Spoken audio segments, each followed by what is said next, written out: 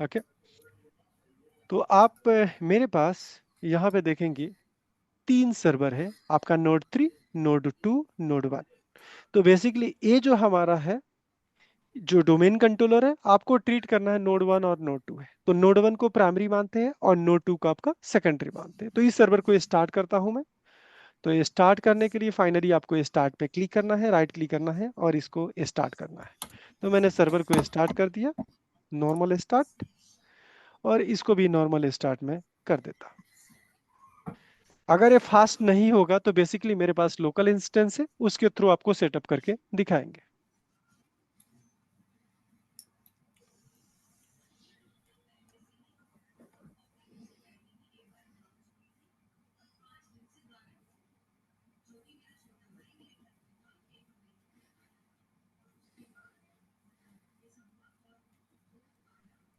ये सर्वर तब तक अप आ रहा है, देखते हैं क्या कंडीशन है।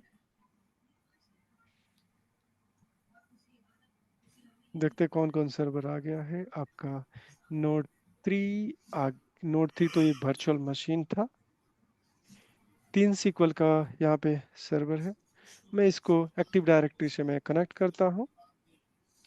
ओके, तो ये आपका डोमेन कंट्रोलर है, ये आपको समझना नहीं है। अभी ये समझना है कि आपके यूज केस के लिए 2 सर्वर है, सर्वर 1, नोड 1 एंड नोड 2। तो ये सर्वर प्राइमरी है और ये सर्वर सेकेंडरी है। देखते हैं इसका सिचुएशन क्या है, स्टार्ट हुआ क्या नोड 2 अभी।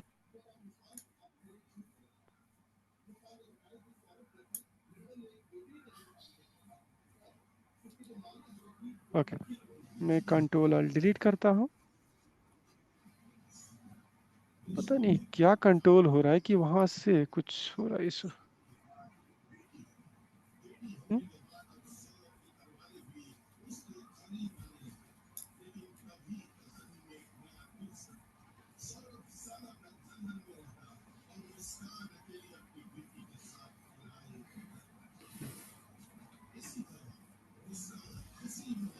ओके,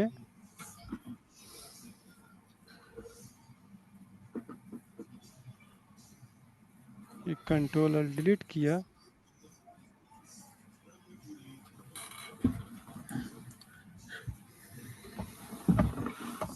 कंट्रोल कुछ इशू कर रहा है आई थिंक।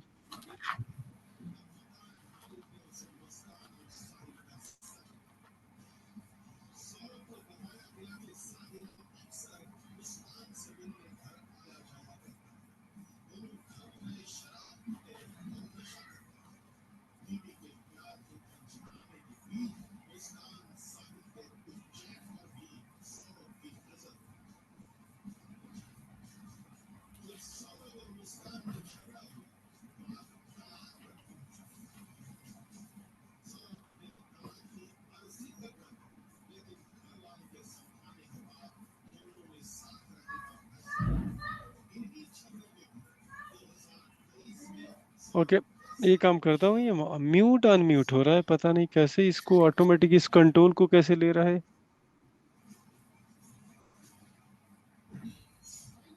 क्लिक करने ही वहां पे चला जा रहा। ओके, ये काम करता हूँ आपको इस।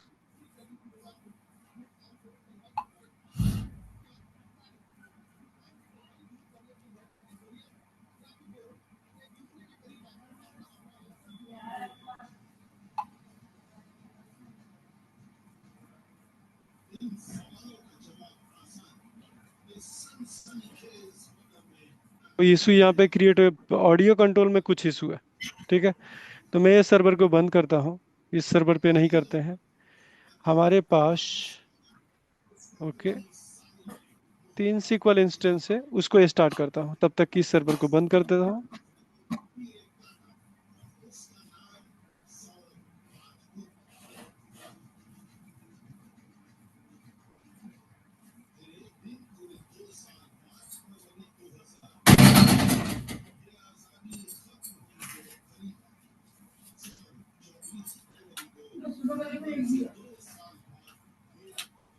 आप स्क्रीन देख पा रहे हैं ना। सीक्वल हमारे पास 3 SQL की सर्वर है, मैं लोकल SQL सर्वर को स्टार्ट करता हूँ, सर्वर 1 एंड सर्वर 2। ओके, जब भी आपको लॉग शिपिंग इम्प्लीमेंट करना है, तो लॉग शिपिंग इम्प्लीमेंट करने के लिए सीक्वल की एजेंट को चलना मैंडेटरी है, क्योंकि जो भी आपका जॉब क्रिएट होगा लॉग शिपिंग प्रोसेस में, वो सीक्वल एजेंट हेल्प करेगा स्टार्ट करने के लिए। ओके। तो सीक्वल एजेंट मैं 2 सर्वर लेके चलता हूँ और इसमें सेटअप करके आपको दिखाता हूँ। तीसरा भी सर्वर ले लेते हैं, यहाँ पे परफॉर्मेंस का इशू नहीं है मेरे पास। ओके। और इसका एजेंट की सर्विस, तीनों सीक्वल सर्वर को ऑन कर लिया मैं। ओके। यहाँ क्लोज करता हूँ और अब चलते हैं सीक्वल सर्वर को यहीं से लोकल कनेक्ट करता हूँ, एसएसएमएस। ओके। एसएसएमएस एक टूल है जिससे आप सीक्वल के इंस्टेंस को आप कनेक्ट कर सकते हैं। ओके। तो मैंने सीक्वल की सर्विस यहाँ पे एमएस सीक्वल सर्वर मैंने इंस्टॉल किया है। ये क्लाइंट टूल है जो मल्टीपल सर्वर को कनेक्ट करने के लिए है। तो यहाँ पे आपको मैं दिखा चुका हूँ कि मेरे पास 3 सीक्वल सर्वर है। सर्वर 1 सबका नाम है, यहाँ पे आप देखेंगे M S SQL server 1, M S SQL server 2, M S SQL server 3 basically. तो आपके पास तीनों सर्वर है और मैं तीनों को कनेक्ट करता हूँ। तो मैं जो आपका आर्किटेक्चर यहाँ पे जो एक्सप्लेन किया था, उसमें आपका 2 सर्वर का एग्जांपल लेके चल रहा हूँ। तो यहाँ पे आप स्टार्ट करता हूँ। तो यह सर्वर को कनेक्ट करूंगा मैं। आपका M S SQL server 1 connect किया, और दूसरा जो सेटअप करने वाले हैं,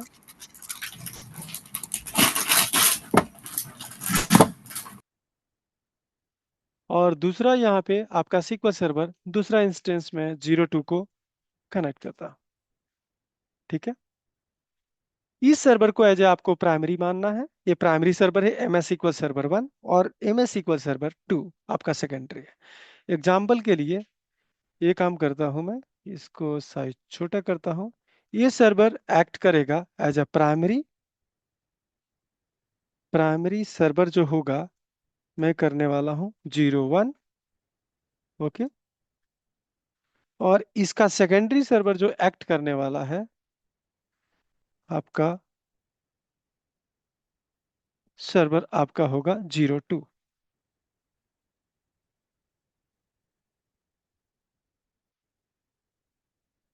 ओके। दो कहानी हो गया। अब एक और भी यहाँ पे स्टोरी लेके चलते हैं कि इस सर्वर के अंदर जो आपकी डेटाबेसेस है, एक डेटाबेस को मुझे लॉग शिपिंग में ऐड करना है। एग्जाम्पल के लिए सपोज कीजिए मेरे पास एसबीआई डेटाबेस है। यहाँ पे देखते हैं क्या एसबीआई है क्या। एसबीआई रीड ओनली में है। यहाँ पे आपका पेरोल है। एक एग्जांपल लेते हैं कि मेरे पास यहाँ पे डेटाबेस DB1 है। ओके। इस DB1 को ऐसे आपको ऐड करना है लॉग शिपिंग के अंदर। ये मेरा टारगेट है। इसके अंदर डेटा नहीं है। ओके। मैं एक डेटा ऐड कर देता हूँ, एक न्यू टेबल क्रिएट कर देता हूँ जो नॉर्मल सा इंप्लाई का इंफॉर्मेशन होल्ड करेगा। इंप्लाई नंबर, इंटीजर, ई नेम, वेरकेर, और मैं यहाँ पे सैलरी करूंगा, और इसको इंटीजर डेटा टाइप। ये आपको अभी समझने की जरूरत नहीं है, जब सीक्वल की क्लास लेंगे बेसिक तो आपको क्लियर हो जाएगा ये डेटा टाइप या टेबल का डिटेल। इसका नाम TBL एम्प्लॉय किया। उसके बाद नॉर्मल सा टेस्टिंग करने के लिए इसमें मैंने डेटा कुछ एंट्री कर लिया, कि दूसरे सर्वर पे जो जाएगा। हेलो। सर एक स्क्रिप्ट भेजिए, वो चला दो टेबल की छोटी सी ओके। चैट्स पर। Okay okay okay. इतना ही है ना। तो ये हाँ टेबल एक जी, हाँ जी। डेटा क्रिएट करने के लिए एक स्क्रिप्ट है। जैसे एम्प्लॉय टेबल हमने बनाया ऐसे ही टेबल बन गया। ठीक है। तो ये आपका DB1 के अंदर हमने डेटा क्रिएट कर दिया। ठीक है। तो यहाँ पे आपका एक और टेबल क्रिएट हो गया होगा। इसको रिफ्रेश करते हैं तो आपका रिक्वेस्ट टेबल है और इसके अंदर इतना डेटा आपका डल चुका है। ओके। ठीक है। अब ये डेटाबेस को आप ये समझिए कि जो आपने अमेजन डेटाबेस समझा था, लेट्स एज्यूम कीजिए कि DB1 है। ये प्राइमरी सर्वर है और सर्वर 2 है जिसमें आपको DB1 को यहाँ पे आपको लॉग शिपिंग में ऐड करना है। तो पहला स्टेप मैं आपको बताऊंगा, जो स्टेप ये कवर करना है, ये स्टेप कॉमन होगा सारे प्रोसेस के लिए, वो लॉग शिपिंग हो, मिररिंग हो, ऑलवेज ऑन हो, सबके लिए। तो आप इसका एक बैकअप लेंगे। ओके। तो बैकअप लेने के लिए मैं ये काम करता हूँ, आपके लिए हम प्रीफर करते हैं कि विजार्ड से लीजिए, क्योंकि कुछ बंदे को कमांड पता नहीं है, तो आज के लिए मैं इसको बैकअप लेता हूँ विजार्ड से। इस डेटाबेस का पहले बैकअप लेना है, तो मुझे किस पाथ पे लेना है, मैंने यहाँ पे एक ब्राउज किया और मेरे पास मल्टीपल ड्राइव्स है, तो मैं यहाँ पे डी ड्राइव पे बैकअप ले लेता हूँ। ओके। ये शेयर है और इसका नाम है DB01। तो इसका नेमिंग कन्वेंशन आप करेंगे जैसे फुल 2000, आज का जैसे डेट है 2020, ईयर हो गया 2025 मार्च, और आज का डेट है 23rd डॉट बैक। ओके।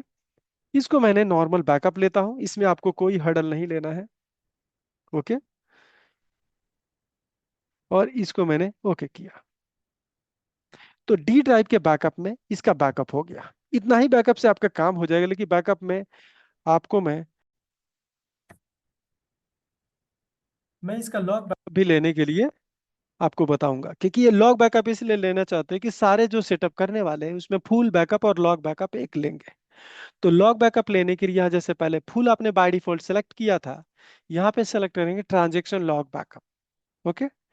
इसको रिमूव किया और सेम पाथ पे मैंने गया और डी ड्राइव के शेयर फोल्डर पे मैंने एक बैकअप फाइल लिया, सेम वही का DB1 अंडरस्कोर, ये आपका लॉग है तो इसको लॉग मैंने लिख लिया, और इसका डेट वही डाल दिया 2025 03 23rd डॉट TRN। तो इसको लॉग बैकअप के एक्सटेंशन TRN में रख रहा हूँ। आप ऐसे कुछ भी XYZ कुछ भी रख सकते हैं, ये रोकने आपको नहीं है। ये दोनों डेटाबेस को आपका पहला टारगेट है कि इस सर्वर पे आपको रीस्टोर करना है, तो राइट क्लिक करना है, रीस्टोर डेटाबेस पे आपको क्लिक करना है, और डिवाइस पे जाके जो डिवाइस पे आपने बैकअप लिया था उस डिवाइस को सिलेक्ट करना है, यानी डी ड्राइव में लिया था बैकअप शेयर के अंदर, तो इसको डबल क्लिक करेंगे। यहाँ पे बहुत से बैकअप कॉपी हुए हैं, लेकिन हमारा जो DB1 और DB2 ये बैकअप था, इसको आपने ओके किया। दो बैकअप, एक फुल था एक लॉग था, इसको ओके कर लेंगे।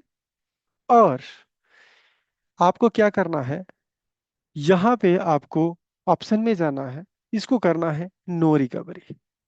ओके।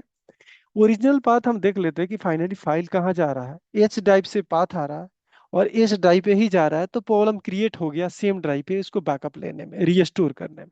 तो यहाँ पे मैं इसको अंडर आपका एक नेमिंग चेंज कर देता हूँ, इसको 01 लास्ट में सफिक्स कर देता हूँ, जिसे कॉन्फ्लिक्ट ना हो।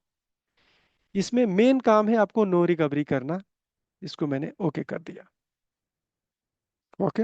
ये डेटाबेस रीस्टोर हो गया और डेटाबेस रिकवरी स्टेट में है। नेक्स्ट स्टेप है कि आपको एक शेयर फोल्डर बनाना है, जो शेयर फोल्डर आपके एक्सेसिबल होना चाहिए। मैं ये देखता हूँ क्या शेयर फोल्डर मेरा पहले से बना हुआ है। तो इस कंप्यूटर का नाम आपको चाहिए, तो मैं करता हूँ CMD, और इस कंप्यूटर का नाम पता करने के लिए होस्ट नेम में कमांड चलाऊंगा और इस कंप्यूटर का नाम मुझे पता लग जाएगा। कॉपी किया और यहाँ पे मैं करूँगा पेस्ट।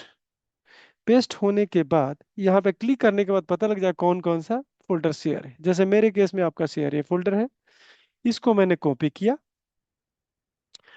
और अभी लॉग शिपिंग के प्रोसेस के लिए हम जा रहे हैं। तो डेटाबेस पे जैसे DB1 को लॉग शिपिंग में ऐड करना है, उस पर राइट क्लिक करना है, टास्क पे जाना है और शिप लॉग ट्रांजेक्शन लॉग पे क्लिक करना है, और 5 मिनट के अंदर आपका लॉग शिपिंग सेटअप हो जाएगा। ओके। शिप ट्रांजेक्शन लॉग पे मैंने क्लिक किया है। अभी क्यों स्लो इतना चल रहा है, ये तो इंडिपेंडेंट है मशीन। ओके। यहाँ पे इनेबल करना है this server as a primary, यानी कि जो भी करंट सर्वर आपने सेलेक्ट किया है वो सर्वर आपको प्राइमरी एक्ट करेगा। यहाँ बैकअप में जाके यहाँ शेयर पाथ का पाथ लेना है जो मैंने कॉपी किया है, और इसका लोकल पाथ अगर आपके पास है तो इसको डाल सकते हैं। तो हमने डी ड्राइव में आई थिंक वो लोकल पाथ था, शेयरेबल आपको बताएंगे, आई थिंक बैकअप शेयर यही था। यहाँ हो गया। आपको यहाँ पे करना है कब आपको बैकअप लेना है वो टाइम बताना है, कितने टाइम, जैसे every 15 minutes, every 10 minute, 5 minute, every second. तो मैं एवरी 15 सेकेंड में करता हूँ कि मुझे टाइम नहीं है चेक करने के लिए। इसको आपने कर दिया ओके। अगर बैकअप आपको कंप्रेस करना है, छोटा करना है, तो कंप्रेस ऑप्शन को ट्रू कर लेंगे, इसको ओके कर देंगे। यहाँ पे जितने आपको डीआर सर्वर ऐड करना है, 1 2 3, जितना ऐड करना है ऐड कर लीजिए। यहाँ कनेक्ट करेंगे डीआर सर्वर, हमारे लिए डीआर सर्वर आपका 02 है सेकंड। ये सारे ऑप्शन है जो आप देख लीजिए, पे वन बाय वन करके बताता है। Yes, generate full backup and primary server and restore secondary, यानी कि अगर ये ऑप्शन लेके चलते हैं तो जो बैकअप और कॉपी आप रीस्टोर प्रोसेस किए थे ये करने की जरूरत आपको नहीं होती। दूसरा है यस रीस्टोर एग्जिस्टिंग बैकअप, अगर आपने कोई बैकअप लिया है और वो एग्जिस्टिंग बैकअप को यूज करना चाहे तो यूज कर सकते हैं। लेकिन अपने केस में थर्ड ऑप्शन, कि हमने क्या किया है, बैकअप भी कर लिया है, कॉपी भी कर लिया, रीस्टोर भी कर लिया, तो लिखेंगे no the secondary database is initialise. It means कि हमारा, हमें कुछ भी नहीं करना है, हमारा डेटाबेस पहले ही से इनिशियलाइज है। ओके, हो गया काम। इसके बाद कॉपी, जो बैकअप डी ड्राइव ला रहे हैं उसको कहाँ कॉपी करना है, डीआर सर्वर पे। तो आप एज्यूम कर लेते हैं डीआर सर्वर का मेरा एच ड्राइव है, और यहाँ पे मैंने एक फोल्डर बना दिया, बैकअप डीआर। ओके, ये वाला फोल्डर पे मुझे कॉपी करना है। मैं यहाँ पे पाथ दूंगा, और कितने सेकंड के बाद कॉपी करना है, जैसे 15 सेकंड में हो रहा है तो बैकअप लेने में कुछ टाइम लगेगा। तो मैं चाहता हूँ कि 15 में नहीं, ये काम करो 20 सेकंड में बैकअप, में भी 5 सेकंड में हो जाएगा, और इसको इसमें 20 सेकंड में कॉपी कर लो। अगला है रीस्टोर। रीस्टोर करना है डेटाबेस। एक मोड है no recovery mode, it means इसमें तो आपको लाइसेंस नहीं लगेगा। अगर आपने स्टैंड बाई कर दिया, इट मींस डाटा रीड करेंगे और इसमें आपको लाइसेंस लगेगा। और रीस्टोर करने का शेड्यूल मैंने कर दिया एवरी 30 मिनट्स, 30 सेकेंड बेसिकली। तो आपका क्या हुआ, आपका कॉपी का शेड्यूल हो गया एवरी 20 सेकेंड, रीस्टोर का 30 सेकेंड, और बैकअप का एवरी 15 सेकेंड। इसको आपने ओके किया, ये एक सर्वर हो गया। अगर दूसरा सर्वर ऐड करना है, वैसे ही फिर से आपका सर्वर 3 कनेक्ट कर लीजिए और सेटअप कर लीजिएगा। तो जितने आपको सर्वर ऐड करना है ऐड कर सकते हैं, मल्टीपल डीआर सर्वर, जैसे हमने शुरू में एक सर्वर ऐड किया, फिर एक दुबई लोकेशन ऐड किया, फिर न्यूयॉर्क ऐड किया, और भी लोकेशन ऐड किया, तो आप ऐड कर सकते हैं। इसको करेंगे ओके, आपका सेटअप हो गया, आपका लॉग शिपिंग। तो अभी एवरी 13 मिनट्स, 15 मिनट्स आपका बैकअप होगा। अब यहाँ पे जाके देखते हैं कि DB1 के नाम का कितने आपके प्रोसेस है, ये आपको पता लग जाएगा। यहाँ पे आपका जॉब बन गया होगा। तो इसमें जाके मैं फिल्टर करता हूँ।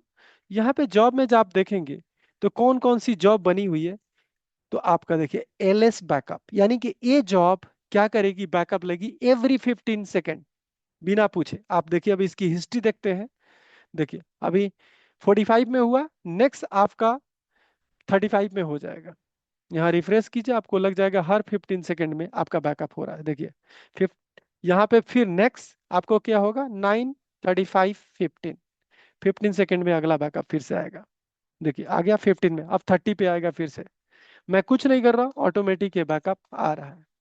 ओके, ऐसे ही दूसरे सर्वर पे जाके देखेंगे तो दो जॉब बनी होगी, एक कॉपी और दूसरा रीस्टोर। तो मैं उसी डेटाबेस का नाम से सर्च करता हूँ और देखता हूँ कि क्या बनी है। तो एक देखिए लिखा है कॉपी और दूसरा रीस्टोर। तो ये भी हर 20 मिनट्स पे ये क्या करता होगा, आपका हर 20 मिनट्स के बाद आपका कॉपी कर रहा है, और ये हर 30 मिनट्स के बाद आपका रीस्टोर कर रहा है। यानी जो कुछ भी चेंज आप करने वाले हैं वो सारे चेंजेस आपके यहाँ रिफ्लेक्ट हो जाएंगे। तो मैं आपको सर्वर 2 को कनेक्ट किया, और यहाँ पे आपको दिख रहा है कि आपका DB1 रीड वनली मोड में जो कुछ भी डेटा आप यहाँ डालेंगे DB1 पे, वो डेटा रेप्लिकेट होगा आपके। जैसे मान लीजिए इम्प्लाई टेबल के अंदर मैं एक डाटा एंट्री करता हूँ 02, सपोज कीजिए यहाँ पे XY कुछ भी डाला मैंने, और ये डेटा ऑटोमेटिक आपका 30 सेकेंड के बाद ये डेटा आपको कहाँ मिलेगा, यहाँ पे मिलेगा। इस सर्वर को आप जब चेक करेंगे 30 सेकेंड के बाद, तो आपका बैकअप हो जाएगा, कॉपी हो जाएगा, रीस्टोर हो जाएगा। यानी कि मैं थोड़ा सेकंड के लिए वेट करता हूँ, यानी आपका ये जो टाइमिंग है, ओके कहीं भी टाइम दिखा नहीं रहा है क्या? तो 36 हो रहा है, डेट टाइम शो हो रहा है कि नहीं हमें? ओके, तो